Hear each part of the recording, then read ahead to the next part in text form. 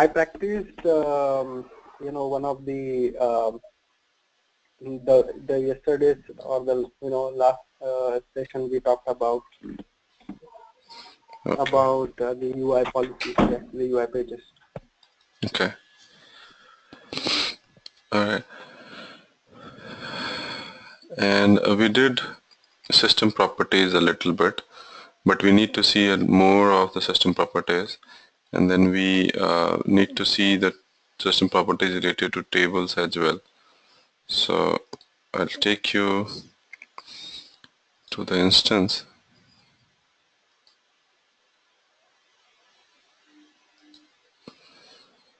And you see I see one more person joined or not?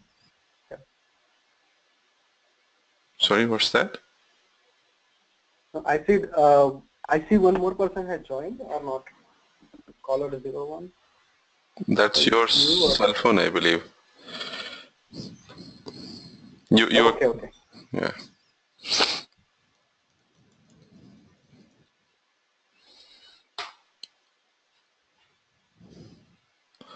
All right, Anand, we did system properties in the last session, and system properties we saw, few basic system properties from here, UI related stuffs. But then the higher level of properties, which sometimes are not available into these modules, are are the properties available in the tables. The system table for system properties. So in any case, all these properties that you see here, so there will be entries for these properties in the system property table with a system property name. Like this information, whatever information that you see here, this information will be somehow stored into the database using some system property name. Okay? So we need to understand the system property table as well. And the thing is, if you are coding, if you are building your application and you want to hide certain stuffs based upon certain properties stored into the table already, then you can create your own system properties, and then later it can be utilized by your code to see, to read these properties and act accordingly according to the code into the UI. Right? Now, if you go into the system properties table, you will see all these entries coming in. These entries, if I open one entry, so this entry reads that this is Azure token.duration. So how long an Azure token is cached after it is generated in minutes. So this property is, to check the cache duration for the Azure application, or for Azure token. Now you have kept a value of 45 here in this property. Now the thing is, if you are using this kind of property into any other application, and you want to validate those things, you can create your own property, put that property into this property listing out here, and then utilize it there. Right? So this way there are various properties available within the system which are created automatically. Some of these properties you can create, and some of these very common properties you should be able to remember. You should remember what type of properties are available within this system that you should be using as an administrator.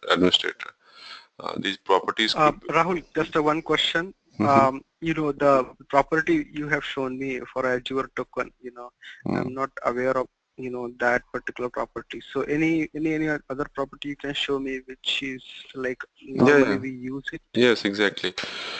I'm going to talk about that.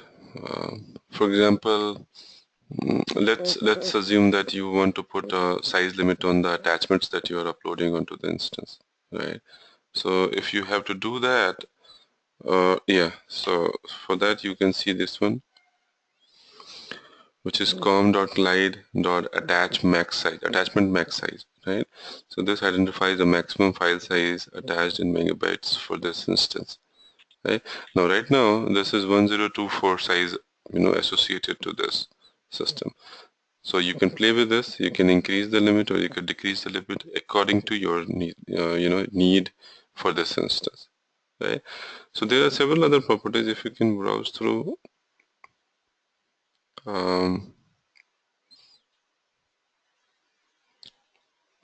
See, this is session logout for some application. This looks like for any particular application. Let me look into the most common one. See, there is one property which shortens the URL. URL is quite if URL is quite lengthy, then browsers don't read it properly. So that is that there is a tiny URL property, I believe. I'll quickly search through it.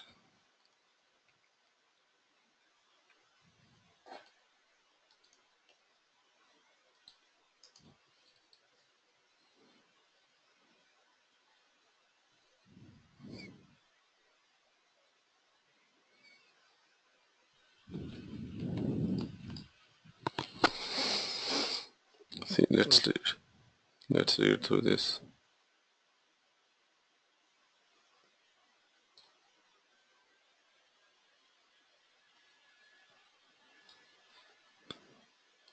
Yeah, this one, the tiny URL property.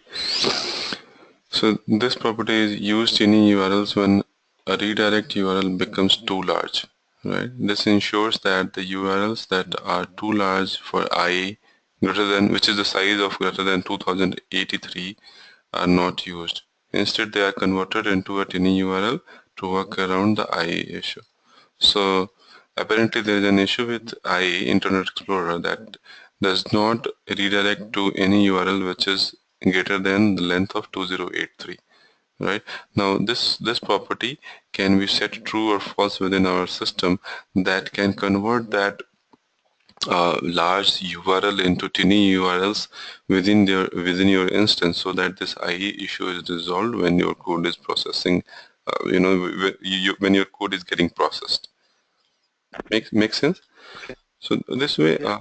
I'll quickly refer to one link uh, that contains a list of properties.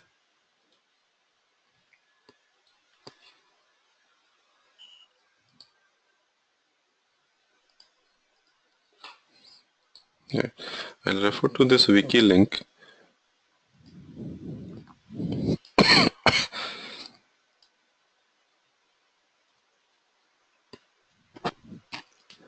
As an administrator, you will be playing around with these properties a lot, because sometimes your requirement will be, to change the file size limit, to do encryption, to change the tiny URL, to change the look and feel of the instance.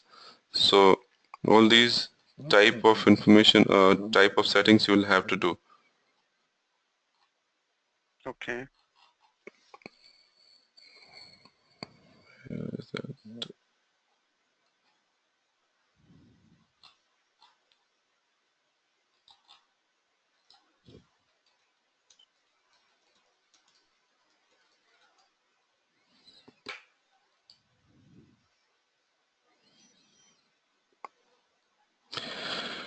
Now see, the first one that we are seeing here, I'm referring to this list because this is the list of most common properties used as an administrator, right? So com.glide.attach maximum size, we just saw it, right? It sets the Right. maximum Right. file size limit in megabits. Leave the field empty to allow attachments up to maximum of 1 GB. So if you do not set any value to this property, like in our case, we had set it to 1024, right? That was in megabit. Now, if you do not set anything, then the maximum default size for that file size limit will be 1 GB, right? If we Okay. go to the next one, which is com.glide CSV loader, ignore non-parsable lines. So this enables true or disables ignoring one or more lines in an import set that contain bad data, such as a row of missing such a row that is missing a column of data. So see, there is one component in ServiceNow which is import set. You probably know that import set is used to bring in within your instance data from different sources. The sources could be XML, it could be CSV, it could be a JDBC connection, it could be something else as well, right? So the import set is used to bring data within your ServiceNow instance. Now, if your import set, let's assume that that is an Excel sheet from where you are importing data, and um, one of the rows in the Excel sheet is there, but there is no data attached to it. So if you want to ignore that line, right? So you can do that using this property, right? The next one Okay. is allow max errors allowed. So this sets the number of lines or rows that import can ignore before falling. So this is related to the first one. So this one, non-parsable lines. So here you advise your system to ignore the lines getting, ignore the empty lines or containing the bad data from Excel sheet. And now in the next property, you are setting the value for number of lines that can be ignored in while during the imports. Right? The default value counts to 100. Right? Now Okay. again, other properties. so to search these properties into the table, very basic stuff. Copy this property and then go to the system properties table here, and then pick the name identifier here and type in the property name and search it.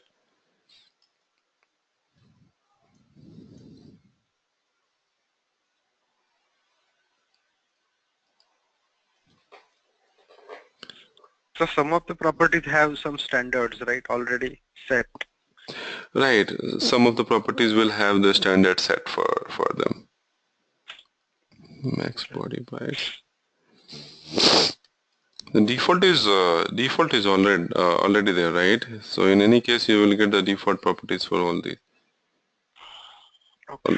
Looks like this max body property is not here, so we'll have to create these properties, this property if we need to, right?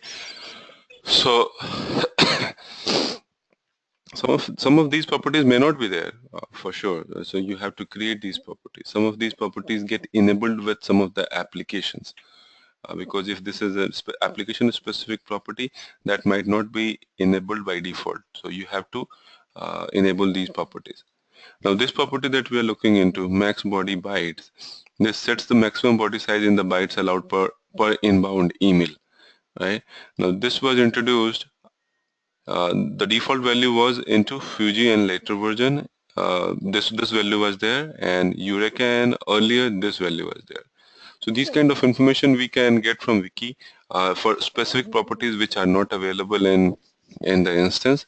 So we can look at all these listing available here and look into changing the properties and using them. Right. So as you go, but um, as you go on customizing your instance, look for the properties related to the application you are working on. For example, if you are working on the email application, so you should be looking to the properties related to email application, and then as an administrator you will see what you want to allow to your users. If you are sending emails out to your systems, uh, you know, uh, is property 1, property 2, property 3 should be applicable on the emails on your email application. So stuff like that. For example, see this one, com glide email max read. So this specifies the number of emails a POP3 reader should process concurrently, right? So default value 20. So maximum 20 emails can be processed concurrently. You get that? You get the idea how properties are set up within the application.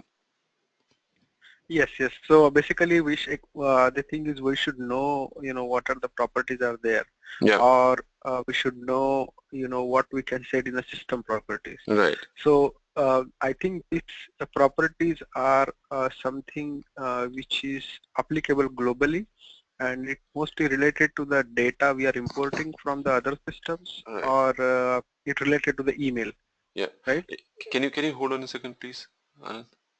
Yeah.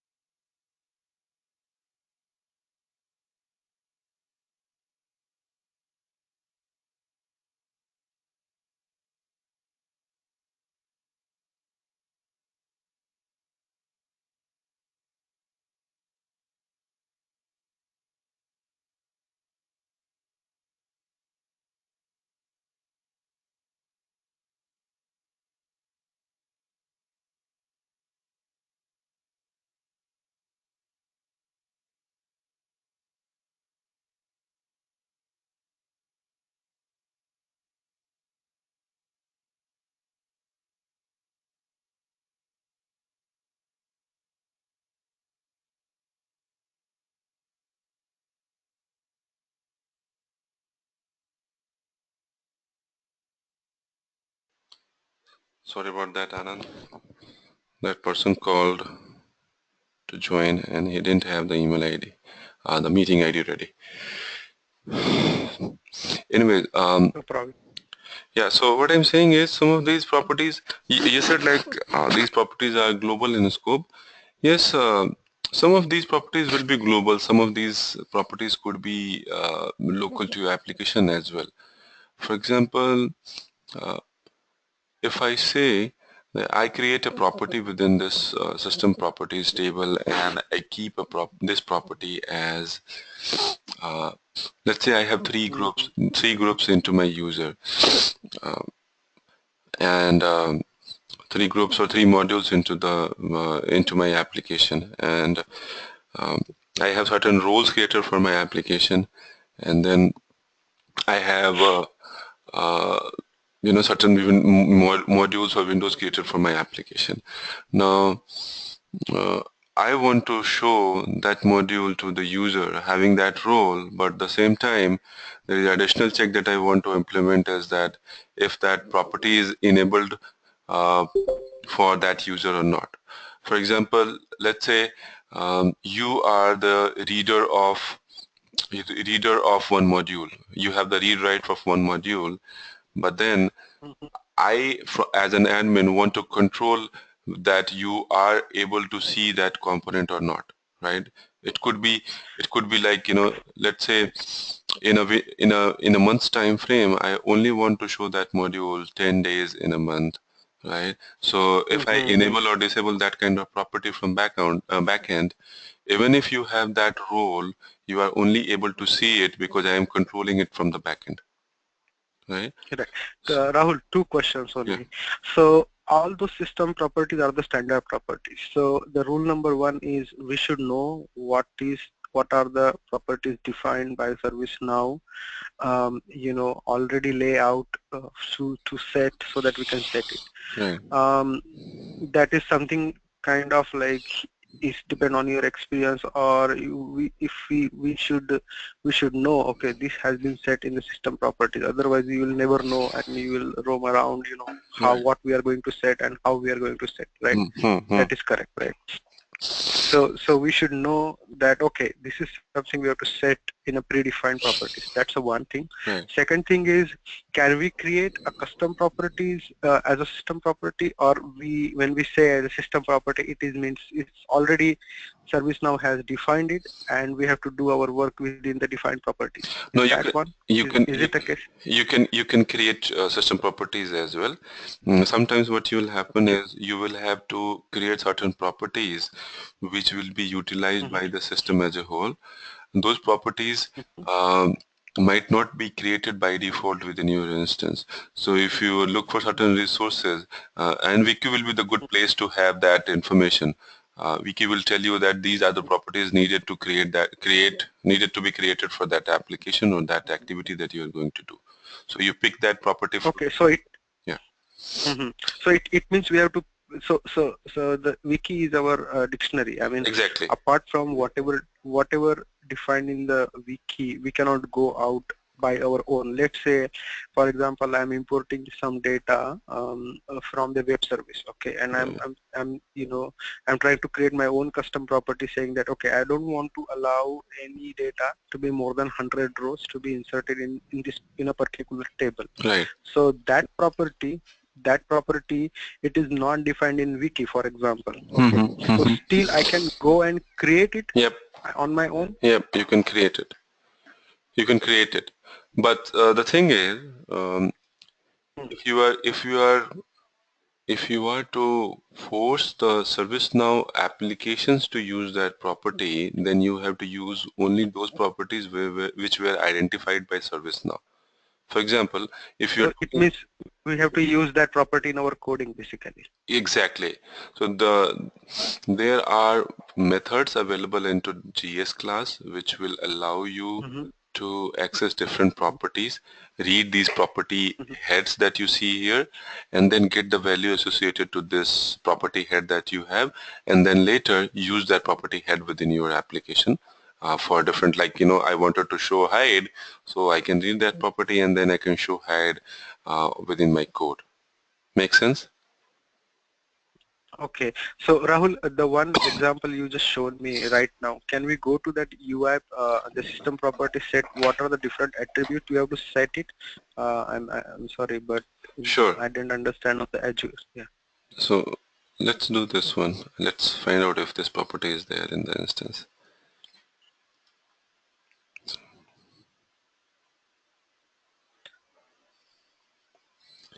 All right. So I'm going to this property and it reads maximum errors that Okay. may occur before data collected is stopped. Collection is stopped. Right. So this is related to import set, as we saw in the Okay. their wiki on the wiki. Now this is the name field we have. Ah, I see. I see. Okay. Okay. It's a class properties basically, which Uh, has a type and value. Okay. right. Okay. Right, so you have the name of the property here, description, optional field, and the type of values that you want to store within this property. In this case, it is integer, right? Other values that you may have is choice list, color, all these items available here. Now you put the value here, right? Uh, Ignore cache, obviously for cache information. Then if you want to make this property a private property or a public property related to scoping within the application, so you can tick this private and private checkbox if you have here. Now roles, read roles. So to this property, the read roles is applicable to admin, the process administrator, the PA data collector. So you can associate who can read these properties from the system properties table. Okay. Okay.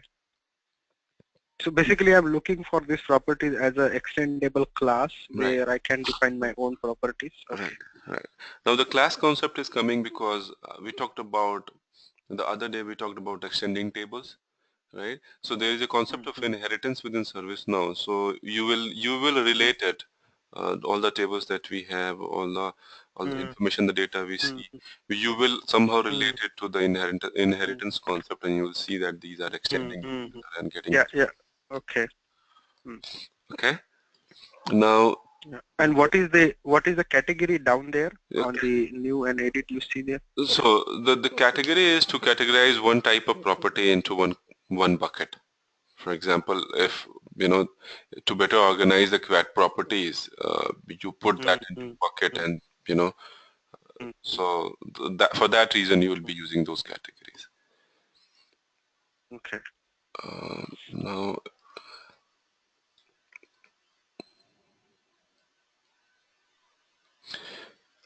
we'll be doing this scripting later, but I just wanted to show you how to read those properties. So there is one method within the GS class. GS is glide system, right? So to read within the application, you will be using this gs dot gs.get property method you will be using to get the value of the property, right? In this example, the programmer is playing with the attachment size or length somehow, and here it is checking the glide servlet URI by getting the value from the property stored into the database, into the property table, right? So dynamically, this person is building some attachment link using the properties already stored into the table and then appending certain values into that record that you get from the table, right? Okay. So this will be related to reading the property values from the database, dynamically using the script. Okay. Okay.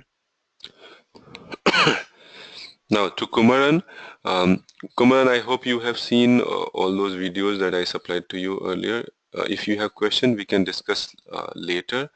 Um, and right now we are discussing the system properties, how you can play with the system properties and change the look and feel, behavior of the system, um, and how you can customize different complex properties or the properties which are not available into this listing by default.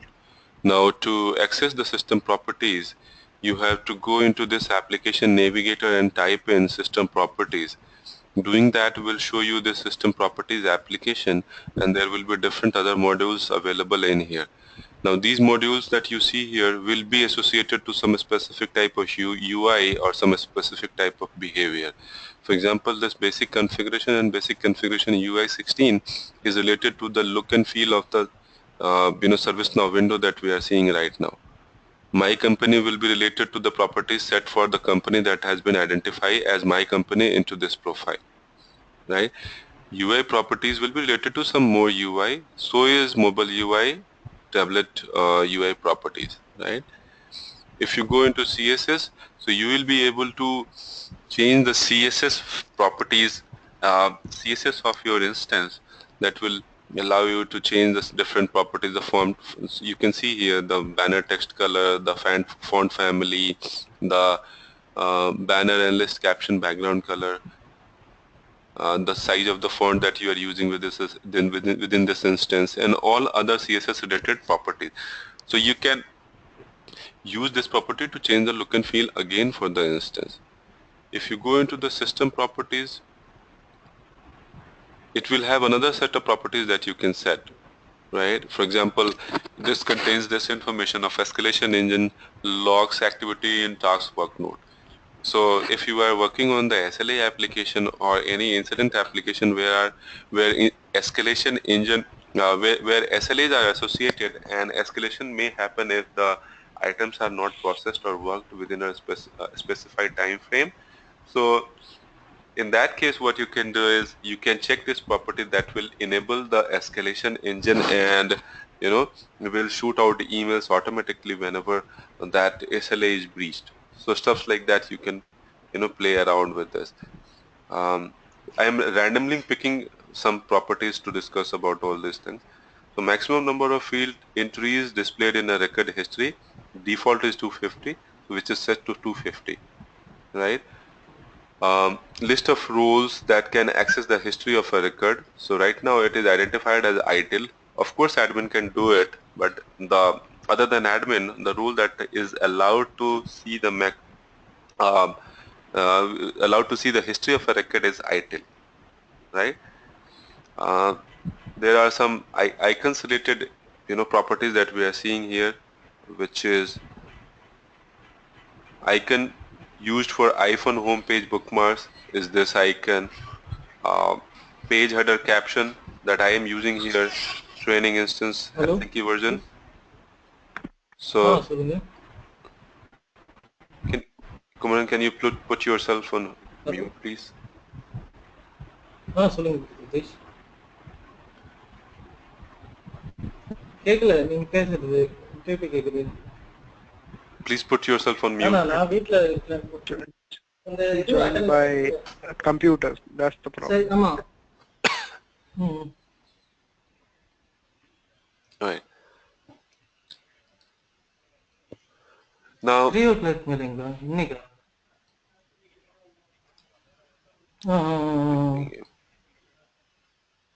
உங்ககிட்ட இல்ல இன்னைக்கு இது hospital போக வேண்டியது இருக்கு நிதிஷ். போயிட்டேன். Hello கேக்குதுங்களா? நான் 10:00 சொன்னாங்களே அந்த டைமுக்கே வந்துடுறேன் நான். Kumaran. ஓகேங்களா? ஏன்னா இது ஹாஸ்பிட்டல் போயிட்டு அந்த சிட்டப்ஸ் சொல்லியிருந்தேன்ல, அந்த சிட்டிங்ஸ் இருக்குன்னு அதை பார்த்துட்டு வரணும். கரெக்டா இருக்கும் வர்றதுக்கு. என்னங்க? ஆமா சென்னையில இருக்கேன். Not listening. ஆமா ஆமா ஆமா.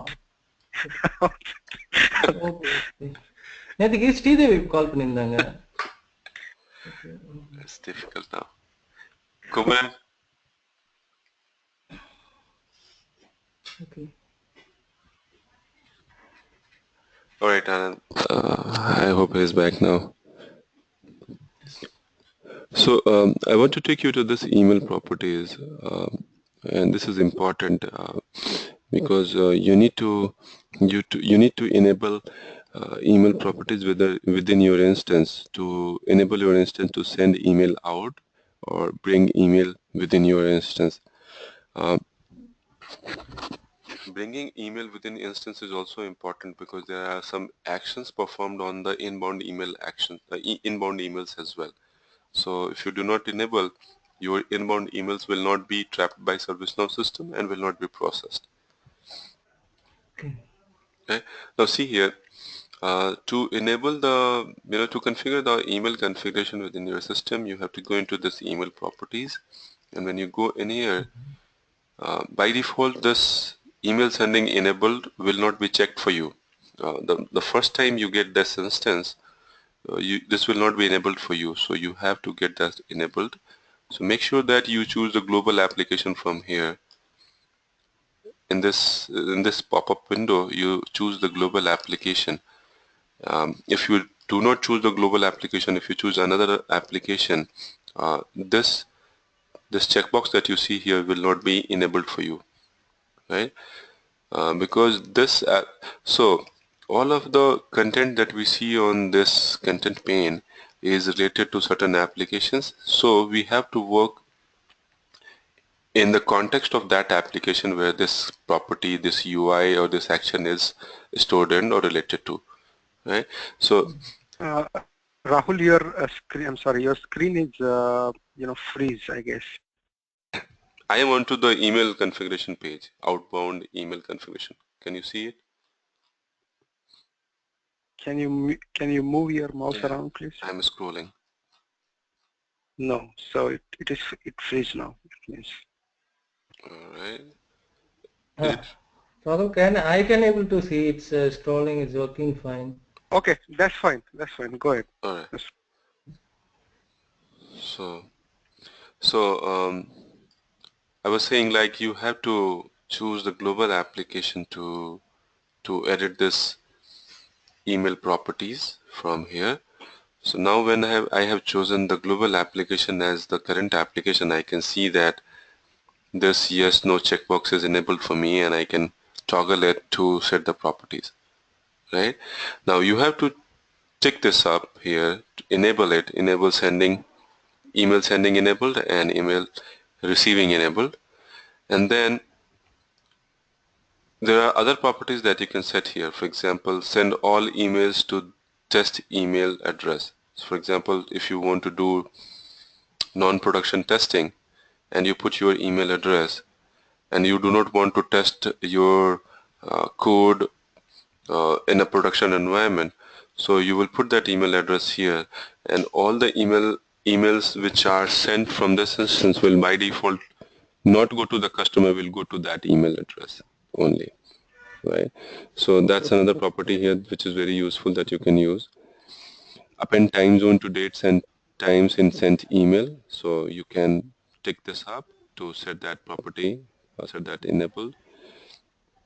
Rows that can view And email. what is identify email and reply by this subject difference? We written RE there, colon. So what does that mean? See this, so this is inbound email configuration, the head that you see here, inbound email configuration. Now the thing is, I talked about certain emails coming into the ServiceNow system and ServiceNow system processing that email. Meaning, if ServiceNow system gets an email that contains in the subject line a text which is RE, so it will understand that this email is coming from somebody who is responding to an email that was sent by ServiceNow. For example, let me do one thing. For example, I do not have that email here. Let me quickly see if I have any email created for.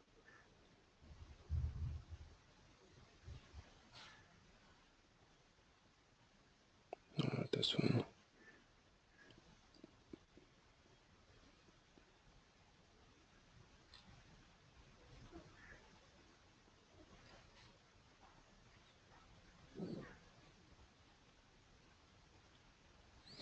Let me search through my email ID.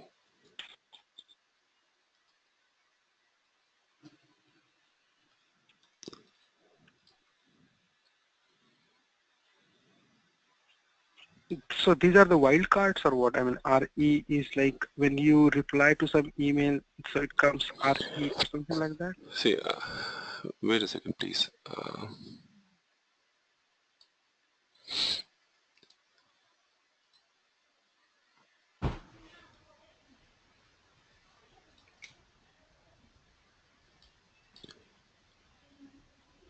Now see,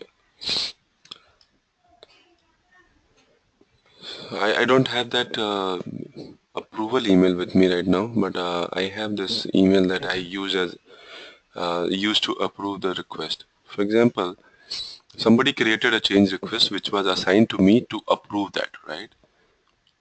Now, I received an email containing, a certain subject line, and that email contained one link to approve or disapprove, right? Now, I chose that link. I hit that link.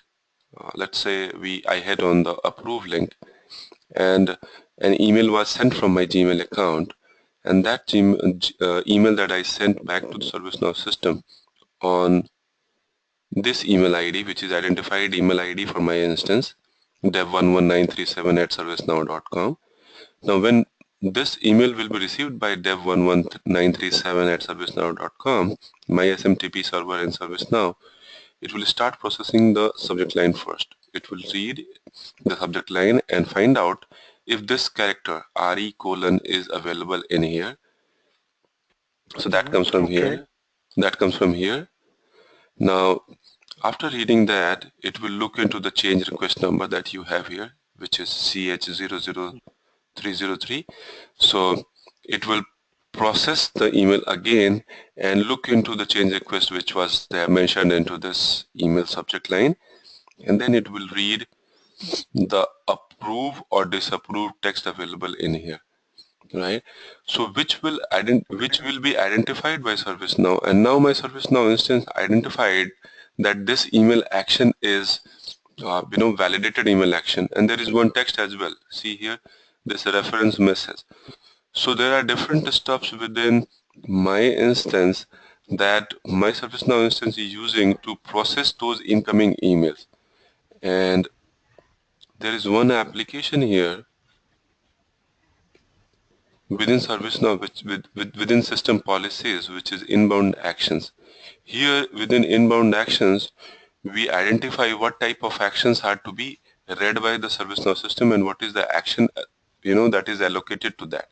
For example, if the approver approved this and he sent this approve text within the subject line, then I have to go into the ServiceNow database for change request table, into the change request table, and then for this change request, I am going to mark the state as approved, right? So the database will automatically be updated with this state of approved.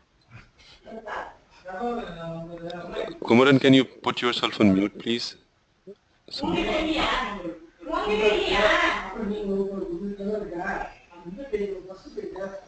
Kumaran.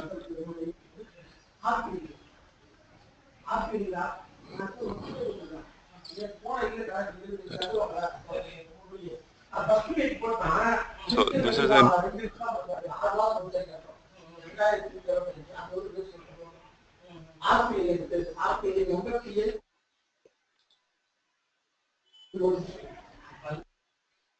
I just muted him. All right. So see here, this is inbound action for create incident.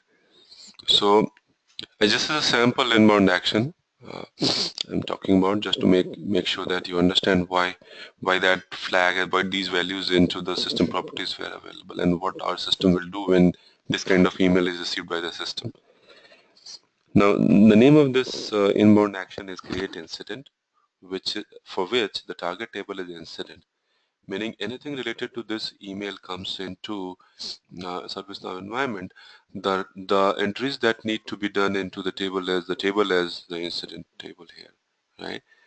And the action type is record action, where this inbound action is going to record this action into the table, right?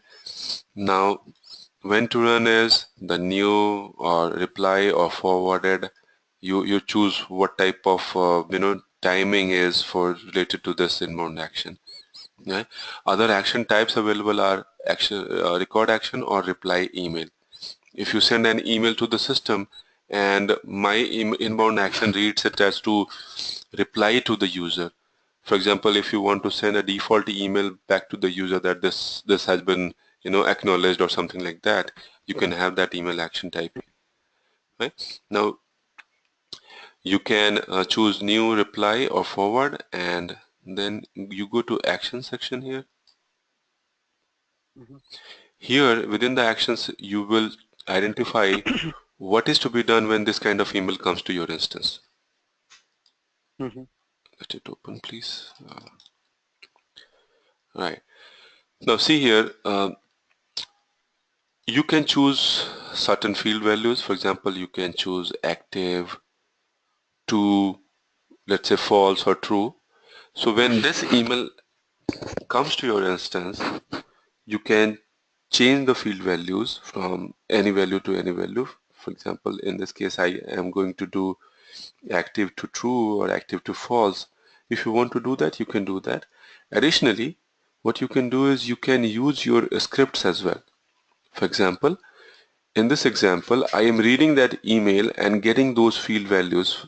For example, see here, current.caller ID equals gs.getUserID. So these are the values that I am putting into the table, into the caller ID field or into the comments field. So if you see the comments that we see here, received from, so that is reading the email that we received, email.original email or email.body text. So within the comment, whatever text is there into the email, that will go into this comment section into my database, right?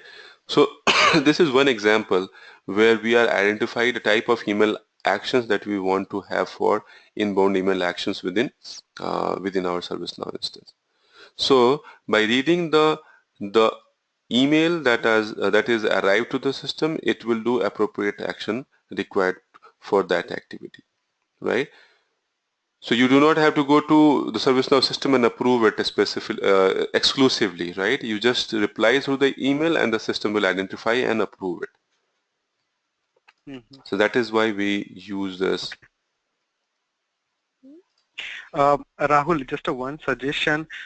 When we are actually going through the concept, each concept that like you're showing me the email concept, okay? If you don't mind, can we, I mean, we first talk about the concept and then we'll actually go through the one example or one use case, Sure. which you configure your inbound email and, end to end. So, that makes me more comfortable. Sure. I think, yeah. Sure. Got it. We'll do that. And then ignore emails means this spam emails. Okay, so these are basically a keywords which is identified in a subject line, Yeah. and then you have to take appropriate actions depend on that. Right. Right. Now the emails that come out to your system, that could be out of office auto reply, right? And usually when the Outlook emails go out, the types of the out of office subject line that it contains is out of office auto reply, right? So here you are identifying what types of emails are to be ignored, right? If it is undelivered, you want to ignore that as well. Delivery failure, you want to ignore that as well. Return mail, you are going to ignore that as well. So these are default email states that your ServiceNow system is reading through the subject line of your email or through the body of your email, and then either doing certain action on the email received, or it is ignoring the email that it received. So just one I wanted to tweak this particular thing to the ServiceNow. Let's say I got a email from ServiceNow to approve one request, okay, and then when I reply to it, I just it's like non-intentionally I change the subject, like this is a request for Anand. Okay, I'm approving it. That's my subject line. Okay, and then in the body content I said approved. Okay, so this is one and the same thing, that I'm approving your your request basically. Okay, so in that case when that inbound email comes to us or ServiceNow, it will not, ServiceNow will not able to read it. Is that the case, right? Yep, it will not be able to read it because it's not just one parameter that you are looking. If you saw, I was talking about reading the change number, the unique number from there, reading the body of the email as well, and reading the yeah, you might also read from whom the email is coming. So it's up to you. Some of the system inbound actions are, if you go into the email inbound actions, some of these email inbound actions are already doing that kind of validation just to make sure that in without any purpose you are approving any type of request that is coming in as an email. So see here, you are validating different email scripts that you can have here for email inbound actions. You can write your functions, and you can then validate what is coming into that email, right? For example, if you are doing email.body.state and that contains undefined, you will do some proper action for that, right? If that contains approved, then you do some approved action or something like related to that. Here you are doing validate user, so somehow you are reading certain value from that email and then you are validating whether this user is available into the ServiceNow system or not. On the same lines, you can validate the change request coming in as part of the subject line of the email or within the body of the email, right? Right. Yeah. Why I ask that question is because we in our system we used to send the same email. I mean, we are sending that same kind of email what ServiceNow send, but we also send a link in that particular email which opens the approval form. Okay, the approval form means it has all demographic information while filling that incident, from where that request is coming, so and so forth, and then at the end we have given either you can submit it, you can forward it for additional approval, or you can reject it. So we know which action user has taken already, so we don't have to go through all this hassle taking or checking, all content, subject, the user, and all that. So yeah, but that's then, why. you have to, in your system, you have to open up the instance, right, to approve it, because that will contain the link. No, it will. Yeah, I mean, of course, yeah. So it will. No, it will be like a ASTX form. Okay, but that ASTX form link, it is in the email basically. So even if I send an email, yeah, that email only goes to your company's email address basically. Okay. So here within ServiceNow, if you have this enabled, you do not have to open ServiceNow instance to approve or reject the request that you get for approval, right? So it's Okay. just that you click that link, a new email or a reply email will open up, and then you reply to that email. That email goes to your ServiceNow email system, and the email system, because it has the inbound email actions, automatic inbound email actions associated to it, so your ServiceNow system will read through that email, parse through the content it has, and then do appropriate actions on top of that email that is coming in, right? So I mean, just think about, like, we are sending one link of ServiceNow to the email, and when we click on that link, it will take you to that your production instance, which is on the cloud, and it will open a form for you, which is a one application basically, you can say, right?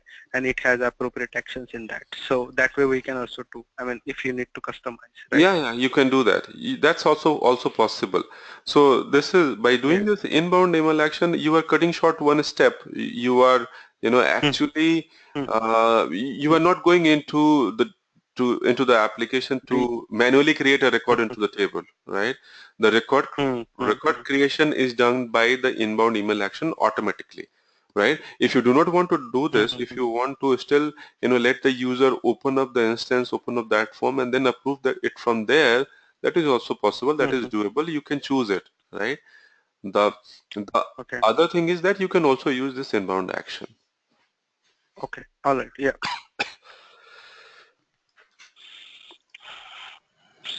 This is hardly somebody might have changing, because this is already predefined stuff, right? Right. But then some of the users will say that, see, within the comment section, I want to put the body of the email, and then I want to also put the subject line of the email. A very vague hypothetical example I'm telling you, right? So if you are saying that you want to edit the comment section and you want to put different contents from different areas of the application into the body of the email, into the comment section of the table, then you tweak it, you tweak the script associated to it, and then you change it. But yes, it will be very rarely changed because most of the things will be available. But if you create a new inbound action for any of the applications, yes, you have to create this as well. Right now you can see different types of inbound actions created already. 14 inbound actions are there. One is to create incident forwarded, create live feed like reply, reopen incident, so update problem, update request item. So let's say you create another application which is related to your finance team. So you create some finance application and then you want to send out emails to different stakeholders of that application to do certain activities. Now if those stakeholders reply to you, those emails coming into their inbox, then you have to write your inbound email actions to process those emails. If you want to process those email, you have to write your inbound email action, write those scripts, read out those information from the email, store into the appropriate tables, right? Because then you have to identify what table these actions will be associated to, and then different actions that you So want to associate to. okay, so the first one, which is a create incidents, that is something we called as a email feeder, which will actually create a record in an incident table if you send an email. Let's say I have some problem in my system and I am sending an email to a particular email ID, it will create automatic incident by using that email, right? And that Yep. email will be an attachment to that incident, correct? Yep. I mean, basically creating an incident ticket through email. Yep. Exactly. So see, this is create incident, right? Now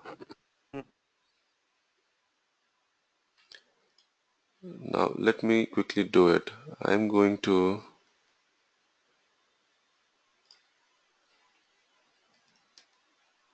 one.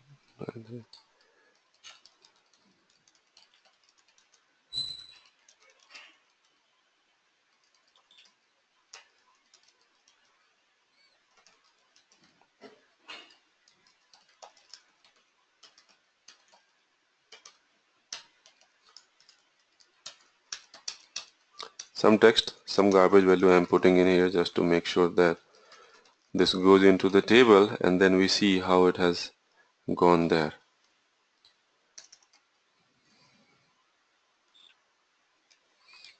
I'm sending it. We'll go back here and we'll go to the incident table and we'll wait for a few minutes.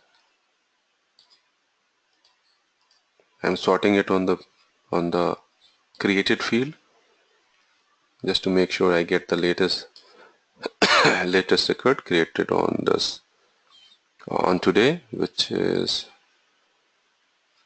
30th.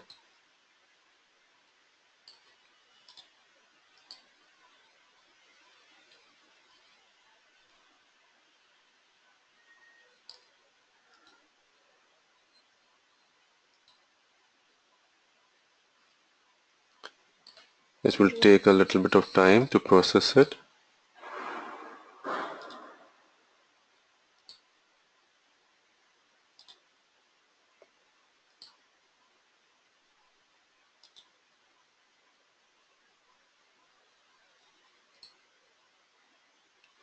Now see here. See, one record has been created now. This is incident 139. If I open this, so see, what I did is I sent an email to that email ID. Right? It's a new email, no reply, no Correct. forwarded, no automatic out of the office reply, etc. Now it was sent to my ServiceNow system. Now the system trapped it. Okay. It created a new incident number for me, which is incident 10139. The caller information it took is the guest information. It took as guest information.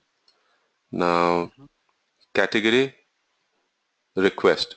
Now why you will need your inbound action to be changed is, let's assume that within your organization, instead of having request, you are putting one field value here, for example, let's say Or I will give you one example.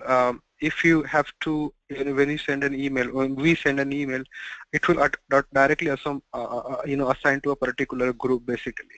Okay. exactly. So we have that email distribution list created, and when we stay in a two, it will assign that incident to that group.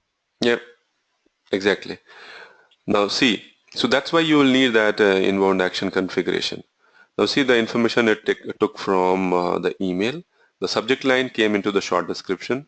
This should create an instant in my ServiceNow instance. So you have that here in the short description. So you'd identified that the subject line will go into the short description. So it is here. And the rest of the item, if you go here, see the email is as it is brought into this activity section here. You see here activity log. You have that email stored into the activity log. This email in the HTML formatting you can see as it was there. So it has preserved the email signature as well with that image that I had into the email signature. So that is also stored here. Other information that it traps is the attachment. It has taken the email, images that I had into the email here that goes into the attachment. So one this dialer image, another one this company logo image that I have here. Both of these go into this attachment section, and I have two attachments here with unique system IDs. Right? So if I open up this attachment, it will open up the logo that I had into my email signature. You can see it here. I'll have to share it.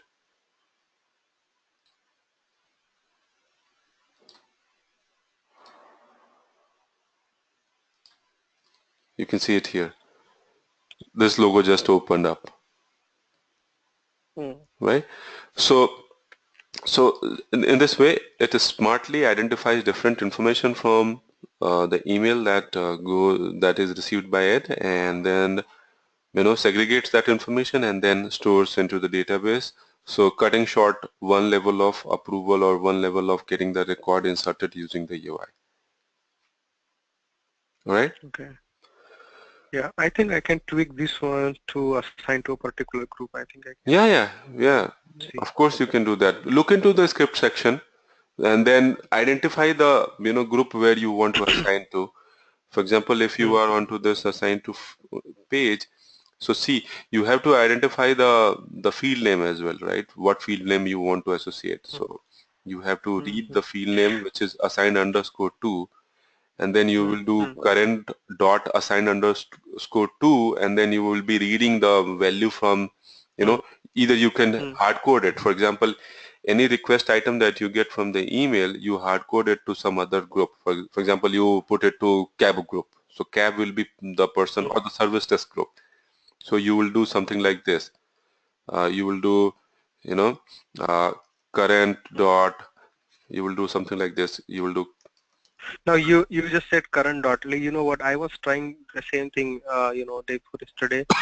The only problem or hurdle I see is I do not have a complete information on class system of the service now. Like as you said, the glide system, then glide record. So I understand. Okay, glide record is kind of a data set in the .NET where you can do whatever you want to do in the data set, and then you upload it. Right. But then there are other things. So that hierarchy or that class system structure, if you can explain someday, it will be very easy for us to. We will come to that, Anand. Let's do it sequentially. We'll come to that somehow. Okay. Right. So after we are done with certain concepts, we'll come to that, and then we'll discuss about all the glide classes. Okay. All right. I think I'll be doing this much today, and we'll talk to you tomorrow. No problem.